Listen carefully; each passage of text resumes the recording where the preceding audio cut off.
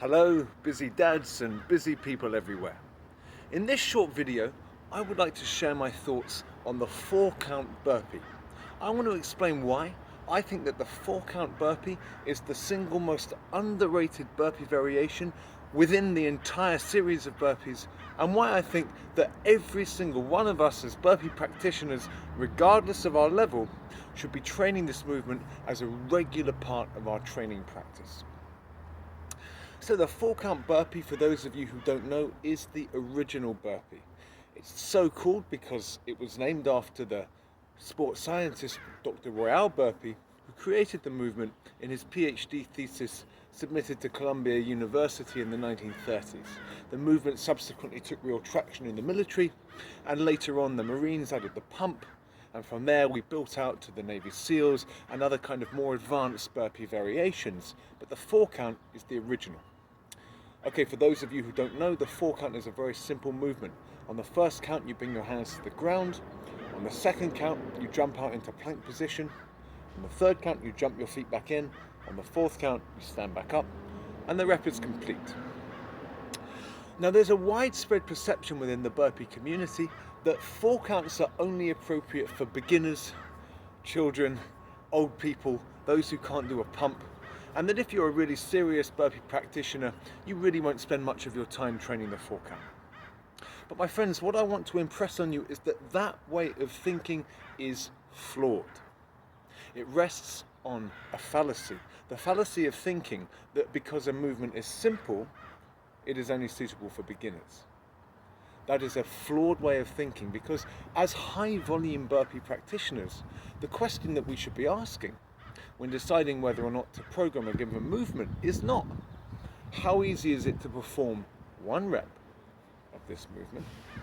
The question should be how easy or difficult is it to perform 1 minute of continuous reps of this movement. How easy or difficult is it to perform 10 minutes of this movement? How easy is it to perform 100 or 200 or 500 reps of this movement? Because unlike high intensity calisthenics practitioners, where you only care about performing 1 or 2 reps, as high volume practitioners, we're looking to scale up and perform numerous reps. It's not difficult to perform 1 Navy SEAL in isolation. It's not difficult to perform 1 6-count, but that does not mean that they're only beginner movements. Now, I challenge you to go home right now and try out 1 minute of continuous 4 counts. If you do that, what you will find is that 1 minute of continuous 4 counts is just as difficult as 1 continuous minute of any burpee variation. But it's difficult in a different way. It's undoubtedly a weakness of the 4-count movement that it does not contain any kind of pressing. That means that for the upper body, this should not be your go-to movement. But that same weakness is also a huge strength of the 4-count from the point of view of the lower body. If you think about it, when you perform a burpee variation with a pump in it, while you're performing that push, your legs are getting a little opportunity to rest and rejuvenate before you finish the rep. And that's why the higher pump burpees, the 5 pumps, the 10 pumps, the 22 counts, the Navy SEALs aren't particularly taxing on your legs. All of that pumping time is giving the legs a rest. But because there's no pump in the 4-count, your legs are super active and involved in every stage of the movement, in all 4 of the counts.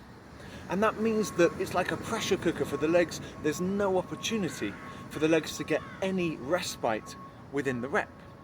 So every single individual rep, every single 4-count is going to be more effective for the legs than any other burpee variation. And what's more, because it's such a short movement, because it terminates after only 4 counts, within any given time period, you're going to be able to stack up more 4 counts than you will be able to perform any other kind of burpee. And so it's a double win for the legs. Not only are the reps of higher quality for the legs, but you can perform more of them within a given time. There is simply no burpee variation that comes close to the 4-count for leg activation.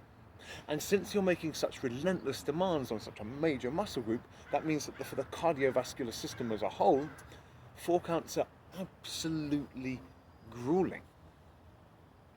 And so I think that if we care about building leg strength and building cardiovascular strength, the 4 count should be an absolute staple of our training, regardless of whether we're beginners, intermediate or advanced burpee practitioners. Another, I think, excellent benefit of the 4 count is that it gives us an opportunity for real posterior chain activation. A lot of people worry with burpees that the movement has an anterior bias, that it doesn't work the posterior chain well enough. And I think that we can really address that worry with our 4 count training. When you come out of the 4 count, in that 4th count when you stand up, if you make a real point of thrusting through your hips, driving through the hips as you stand, and tensing your glutes at the top of the movement, the 4 count can feel like a kettlebell swing. Okay, and you can get excellent hamstring, glute and lower back activation. So that's another, I think, excellent benefit of the 4 count, and another reason to incorporate it into your training. A very easy way of incorporating, or a very beneficial way of incorporating the 4 count would be to use it as a counterpoint to burpees that have a more intense upper body focus. So as I said, if you think about a Navy SEAL, a 5-pump Navy SEAL, a 10 count, a 22 count, these are movements that are very demanding on the upper body, but much less so on the legs. So an excellent way of training would be, on Monday, you do an intense Navy SEAL workout, and on Tuesday, to give your upper body the time it needs to recover, but to give your lower body the stimulus that it was missing in Monday's workout, hit your 4 counts. Okay, and that way, you're going to get an excellent complementary pairing of different movements. Another great programming strategy would be to combine the 4 count with more upper body intensive burpees within a single workout. For example, you could do say 100 Navy SEALs, but every 5 reps introduce a 10 rep 4 count chaser. You could do an Iron Wolf style dueling pyramid workout between, say, 4 counts and 5 pumps, or you could use the 4 count as the kind of bridge from one pyramid to another. Check out the dueling pyramid workout, it's an excellent Iron Wolf workout. The possibilities are endless, but I truly think that what we all need to do is get out of this fallacious mindset that says that just because the 4 count burpee doesn't involve a push, and just because it's a simple movement, that it's only suitable for beginners. Okay, but it's not how we should be thinking as high volume burpee practitioners. Okay, the fact that the movements are simple really does not mean that making them the centerpiece of your workout is going to give you an easy workout. Far from it. So my friends, I think we've been not giving Dr. Royale Burpee the respect he deserves, and we've been holding ourselves back from some real lower body and cardio gains by not programming the 4 counts enough. So I hope this is a plea to see way more of you fantastic burpee practitioners, okay, blazing the 4 count in your training and reaping the benefits as a result.